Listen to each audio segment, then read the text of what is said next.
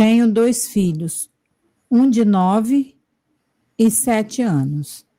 E venho notado comportamentos estranhos há algum tempo da mais nova, que é a de 7, né?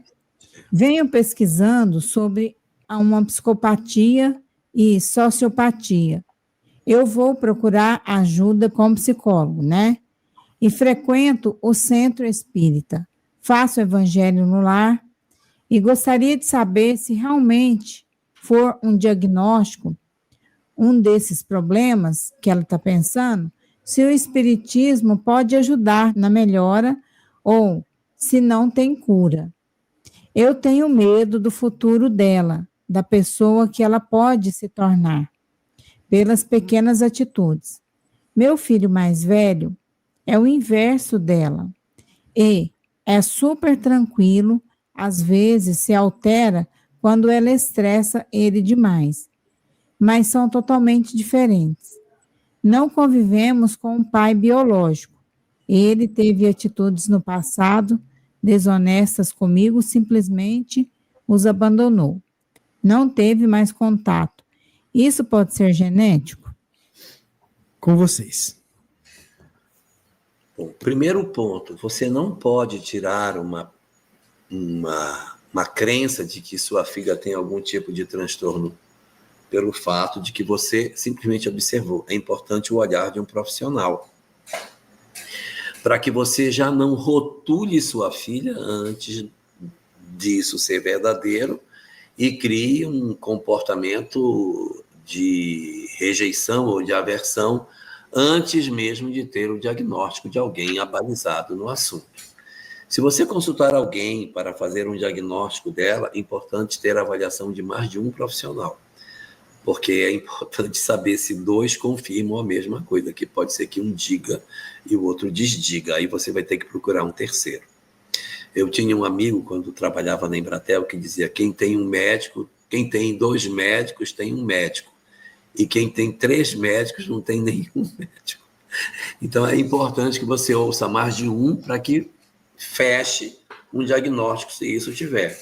Você não pode levar direto para uma questão de psicopatia, porque existe alguns tipos de transtornos que não são transtornos da ordem dos fenômenos psicóticos e que podem apresentar alguma estranheza. Por exemplo, existe um transtorno que é neurótico chamado TOD, que é o transtorno opositor desafiador, em que a criança desafia pai e mãe, desobedece, só faz o que é errado, manda fazer A, faz B, manda fazer B, faz A. O prazer da criança é desafiar, é confrontar, é criar exatamente os pontos de tensão para deixar a mãe ou o pai, a família estressada. Os fenômenos de TOD, eles não são de psicopatia, são problemas de neuroses. Então é possível um acompanhamento psicólogo, um tratamento, às vezes, vai precisar, se precisar de alguma medicação, para dar uma equilibrada e tentar entender por que esse comportamento de confrontação que a pessoa tem. Os casos, como você está colocando, de serem psicopáticos ou psicóticos, são casos mais graves, não é? Que precisarão de um acompanhamento permanente para que você consiga ter uma maior gerência sobre esta pessoa durante toda a existência. E mesmo que ela seja, vamos admitir que na pior das hipóteses tudo se confirme, como você está falando, e realmente você vá, médico, confirme que ela tem um transtorno psicótico na área da sociopatia, que ela tem tudo isso, é muito importante observar que apenas, segundo as estatísticas, 30% dos que possuem esse transtorno se tornam violentos. A maior parte sai para o mercado de trabalho para lutar por emprego. São aquelas pessoas workaholic que trabalha e tem aquela garra para fazer e não descansa e vai para cima e quer ser o primeiro, quer ser o topo, não dorme e só sossega quando consegue a presidência. Muitos deles têm esses traços de psicopatia, traços de sociopatia. Alguns é que se voltam para a questão de violência, mas é importante você observar a sua filha. Ela tem 7 anos, é importante observar. Mas não faça diagnóstico prematuro, mas leve num profissional que possa ajudar você nesse diagnóstico para ajudar para que a família tenha mais equilíbrio naquilo que vocês vão viver e até por conta do seu filho mais velho, né? Que precisa também não ser esquecido dentro desse cenário. É muito complicado a gente falar de uma criança de 7 anos como sociopata já. Até onde eu sei, né? Até onde eu sei, do pouco que eu li, parece que eles não dão esse tipo de diagnóstico para crianças, apenas na fase adulta, porque ela está com uma personalidade, vamos dizer assim, formação. Então, mas a sua questão é se o espiritismo pode ajudar, se a casa espírita pode ajudar. Esqueci Né? disso. Primeiro, mãezinha, o lar pode ajudar. O lar pode ajudar.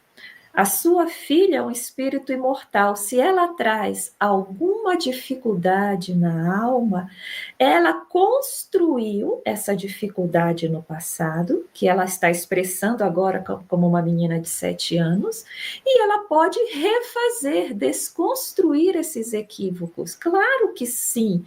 Nós somos espíritos em evolução. E o nosso lado negativo, as nossas dificuldades, elas são sempre provisórias, só o amor é para sempre. Então, sim, ela pode se transformar, não sei se nessa existência, se na próxima, mas a primeira questão que nós temos que ver é, ela tem 7 anos. Quantos de nós, não vou nem perguntar, conhecemos uma criança? Vamos perguntar. Quantos de nós não fomos a criança problema nos nossos lares? Ah, porque quando eu era criança eu maltratava o cachorro, eu fazia isso com o gato, eu pegava e tocava fogo não sei o quê, minha mãe era assustada comigo e hoje é uma pessoa tranquila. Então pode ser uma fase, e isso é importante levar para o profissional para que ele desse tipo, até tranquilize a mãe. Evidentemente, essa criança ela precisa ser alimentada com o inverso da moeda. Aprender a cuidar, aprender a respeitar, aprender a amar os seres, os animais, os seres da natureza, as pessoas do lar. A evangelização é excelente para isso. Ela está no meio onde ela seja apresentada a Jesus. Mas mãezinha, paizinho, é em casa que nós temos que apresentar Jesus para as nossas crianças. Cuidado com os filmes que estão sendo passados. Você vai, liga a televisão, está lá o Massacre da Serra Elétrica para as crianças assistirem. A criança que não tem problema nenhum nessa área, ela vai assistir, pronto. Mas para outras crianças que em existências passadas tiveram algum problema com violência, filmes violentos vão despertar nela alguma coisa que precisaria ficar adormecida por um tempo, até ela crescer e se trabalhar melhor. Então, vamos evitar, não estou dizendo que o espiritismo proíbe, é bom senso, evitar pegar as nossas crianças e colocá-las em contato com violências gratuitas.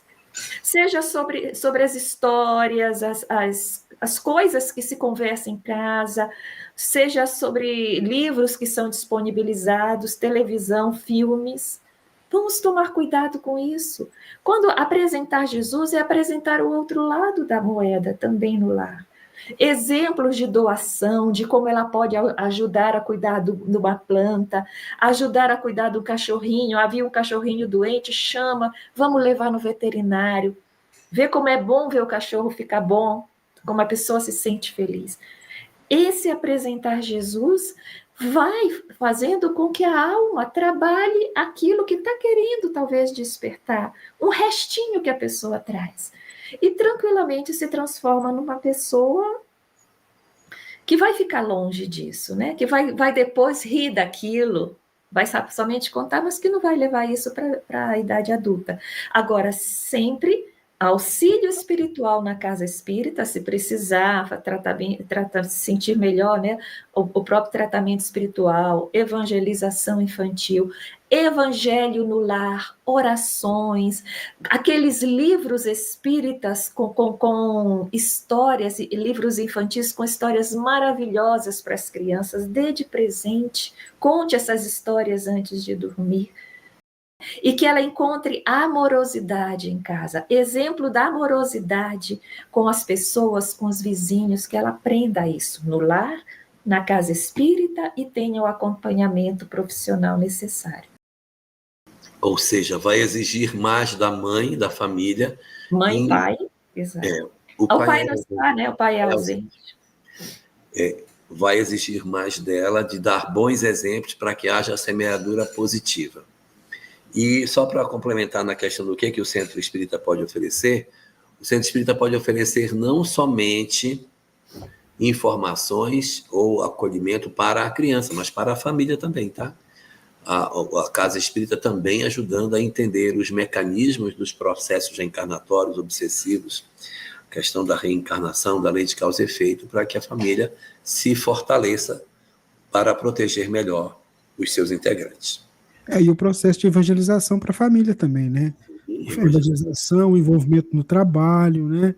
As atividades que a casa abriga pode ser também uma forma de auxílio, né? Se for o caso. Mas tem uma questão, dentro dessa questão, ela faz a pergunta com relação à questão genética. Eu acho que a gente não contou, né? Se isso não contemplou isso aí. Vamos abordar.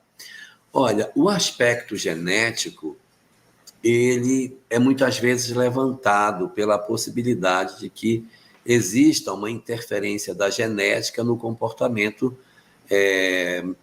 psicológico das pessoas, ou seja, a minha mãe tinha depressão e aí a gente tem, seus filhos também têm, eu tinha um problema relacionado com outro tipo de situação, por exemplo, uma coisa mais física, uma epilepsia, aí a gente tem filhos que também trazem a mesma característica. O que nós sabemos hoje sobre essa questão genética? É que existe possibilidade, mas isso não é determinístico. Cada vez mais a biologia tem avançado, a Samia está até estudando esse livro aí em casa, que é Bioética Espírita, e o capítulo 6 desse livro fala sobre epigenética, que são as interferências do meio ambiente na própria genética, mostrando que não é assim determinístico. Se você teve alguém que na família tinha determinada característica, então o filho há de ter aquela mesma característica. Não necessariamente, porque os aspectos comportamentais, essa me lembrou bem, a parte educacional, envolvimento, o ambiente que a criança desenvolve, isso vai interferir também. Não há, assim, essa leitura exata de dizer, bem, se a minha filha, se o pai era assim, então a filha assim será. Não há isso. Pode existir alguma propensão, mas é importante lembrar que o espírito é soberano sobre esses processos, e mesmo que alguém traga uma tendência reencarnatória do ontem, o espírito pode alterar esse código genético pela mutação, ou, ao contrário, ele recebe um corpo sadio, como ele é um espírito enfermo, ele então muta o material genético para ficar negativo em relação àquilo que ele teria recebido. Ou seja, o espírito tanto pode melhorar, como pode piorar o material genético. Então, a apresentação da ideia determinística sobre a genética não cabe aqui neste caso.